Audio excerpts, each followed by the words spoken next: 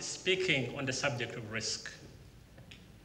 It's one of those subjects which affects all, whatever you do, whether you're a business person, a taxi driver, or a farmer. And so I trust that your being here today, you leave this place helped. Most of you must have heard from several successful speakers that if you want to succeed in life, find your passion, find your dream, and go after it. Thomas A. Edison said, if we did everything that we're capable of doing, we would literally astound ourselves. Someone else, Robert Allen, added and said, if everything you want is just outside your comfort zone, everything you want is just outside your comfort zone. And what that means is that you must be able to step outside your comfort zone. You need to extend your comfort zone if you're going to be successful. However, through my years of work in various enterprises, like it's been highlighted, and through my own personal experiences, I've come to learn that it's more than just following after your dream. It takes more than just discovering your passion. It takes more than get started, do something. I'm going to share with you a story which is very personal. And it's in a subject in an area which I know many of us Ugandans now are very excited about. It's very popular. And that is farming. As a matter of fact, even yesterday, I was attending a workshop, and there's someone I met who says, I'm thinking about leaving my work to go into farming. So it's a very popular thing, and it's good. Over 1 year ago, a workmate of mine introduced me to a concept of commercial farming for export. And they assured me they had a ready market which they could not fulfill.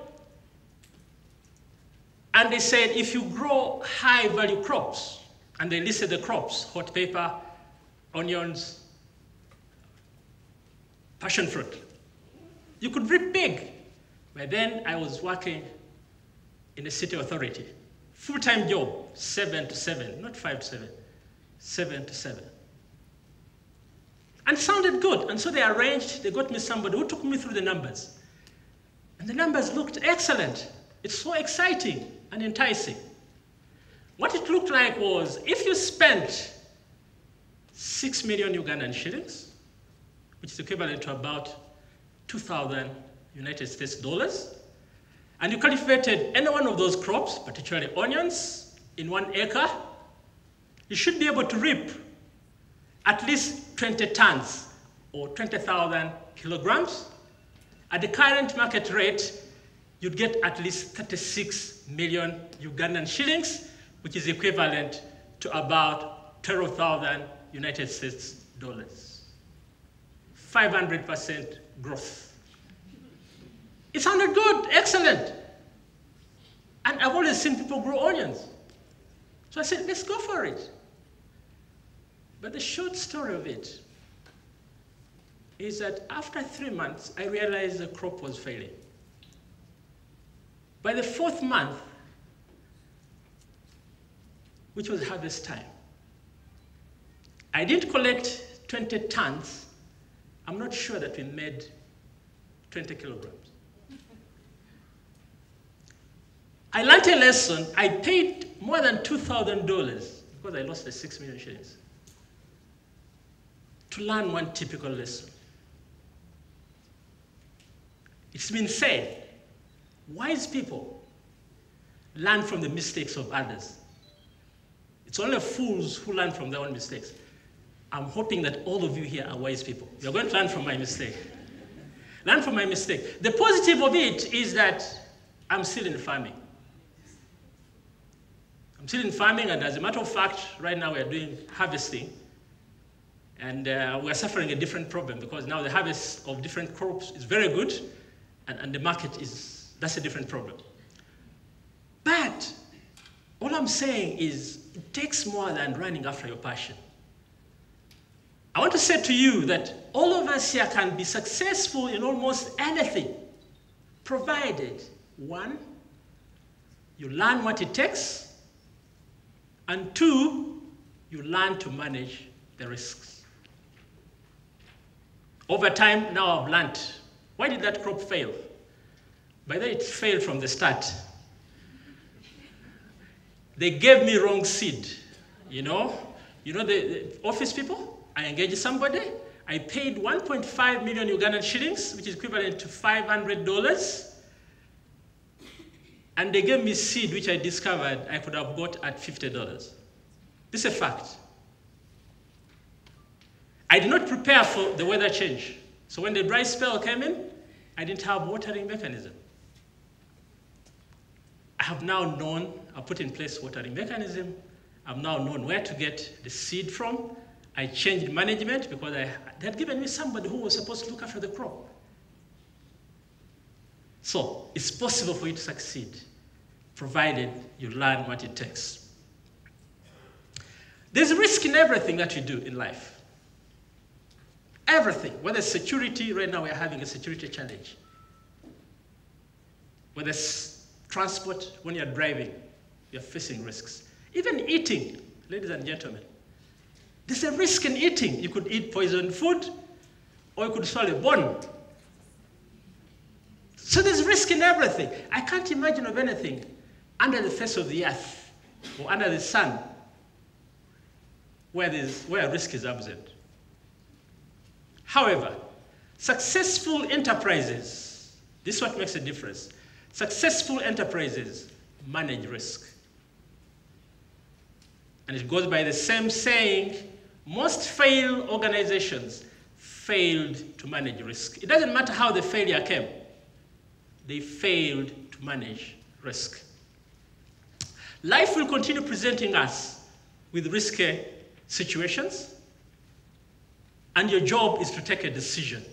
And by the way, your life is a result of the decisions you make, good or bad.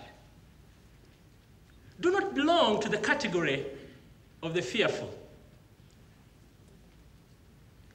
There's that category that look at everything and all they see are the risks. And so the net result is they don't even want to take any decision. They do not want even to involve themselves in any activity or any project. You will not succeed if you're not willing to take some level of risk. Life presents you with risks which you must manage. You have heard about analysis paralysis. There are those who analyze and they get paralyzed. They can't move. Please don't go that route. Yeah? You should be willing to take some level of risk. Risk, some level of risk brings excitement in life. Can you imagine a situation where, what would you be watching in racing cars if all the risk had been taken out? So there must be that level of risk, some acceptable level of risk. But always be aware that when you take risks, it can have negative consequences. It can destroy. It can lead to distress. So always be aware. And once you're aware, the next thing is you should put in place controls. When I look at risk, I can only compare it with the force of friction. Those of you who touched physics can't escape from it. Can you imagine trying to walk on a surface where there's zero friction? A good example is if you poured oil on the surface, a tile, and you try to walk on it. It would be a nightmare. You wouldn't be able to walk. Can you imagine trying to carry a ladder if there's no friction on the ground? So some level of risk is there in life, But high risk kills, it destroys. So be mindful of that. Through my professional work, which is a long journey, I'm now a retired person. I chose to retire at 50. It's a choice. I'll share with you that somewhere as we finish. Throughout my professional work, I've supported some enterprises.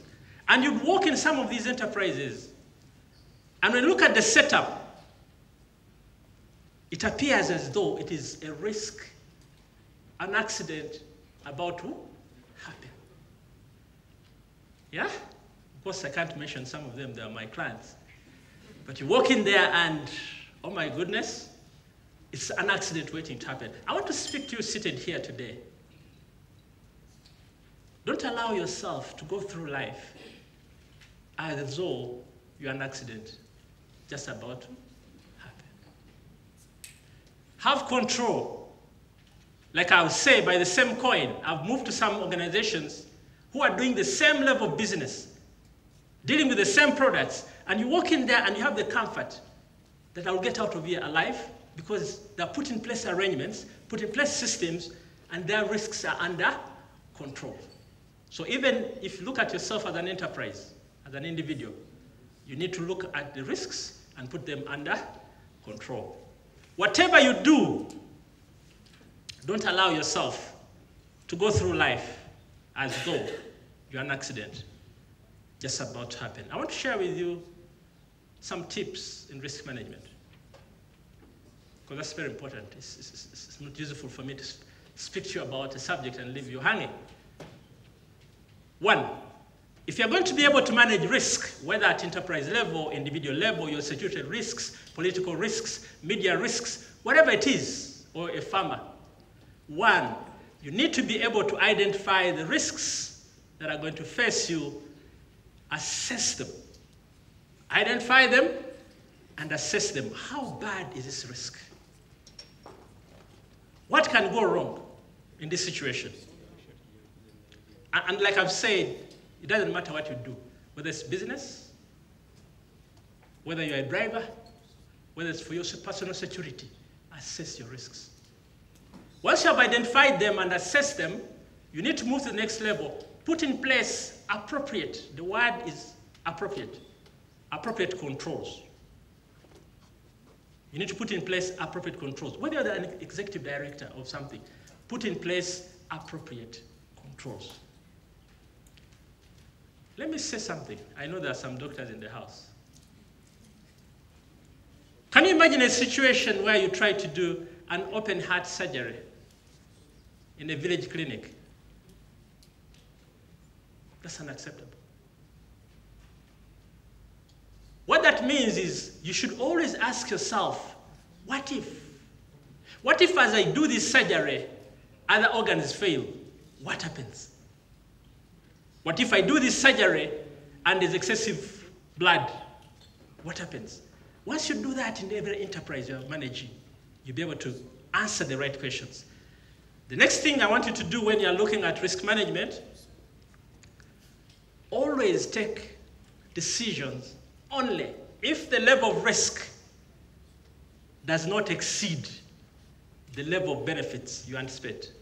So take risks or take decisions in situations where the benefits exceed the potential risks.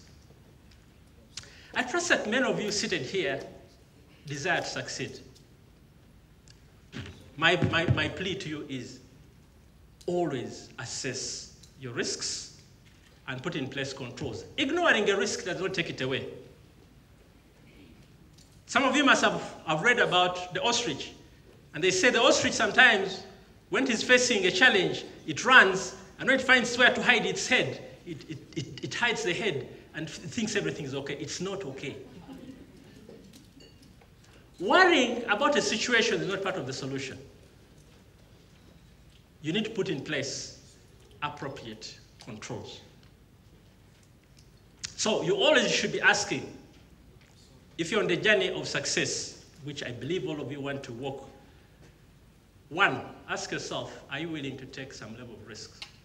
Because if you don't, then you won't be able to succeed. So you need to go out there and take some level of risks. Follow your passion.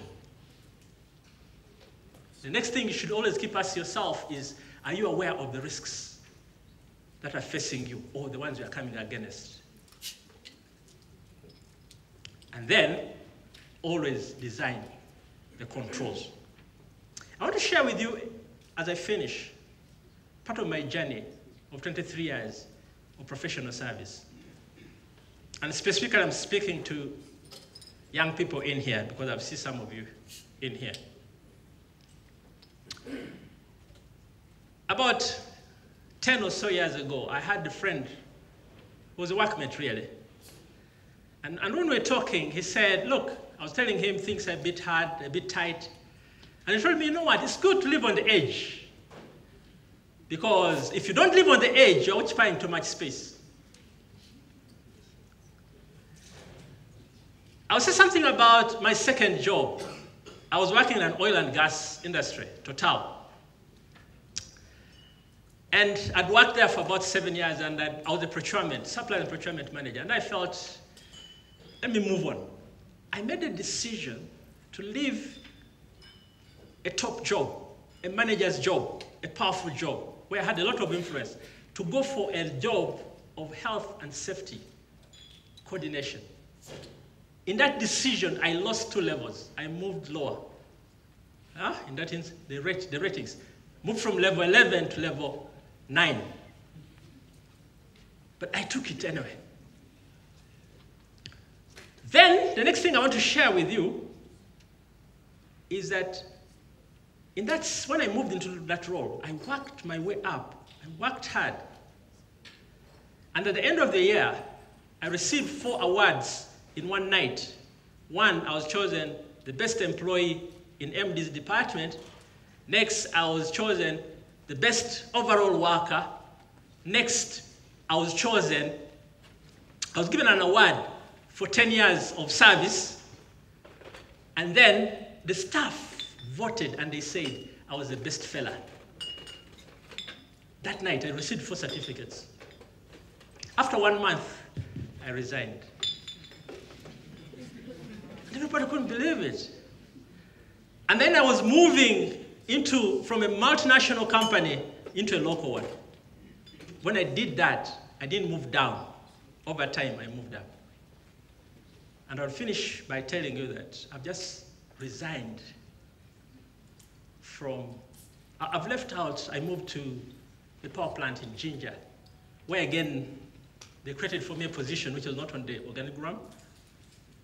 And I worked. Having resigned procurement again, and also resigned, I moved to the City Authority, where I've done 2.5 years. And in December, I felt I couldn't add any more. Let me move on where my passion is. But moving out of City Authority was one of the hard decisions because my confirmed salary was something like 4,000 United States dollars per month. In Ugandan standards, that's, I think, fair. Yeah? But I've just stepped out. And everybody was like, okay, what's going on? I've stepped out because I feel I can make a contribution in an area where my passion is, in risk management, in safety promotion. What are the risks in job changes? Each time you change a job, by the way, in Total, each time I change a job, even I had lost, can you imagine, coming from a manager's position to a lower position, but they still put me on probation, 6 months. And the position you have left is already filled. So that means if you fail here, really. Ladies and gentlemen, allow me to say, whereas risk is in everything in life, in everybody's life, in everything you do, we need to continuously work and seek towards minimizing risk. Thank you very much.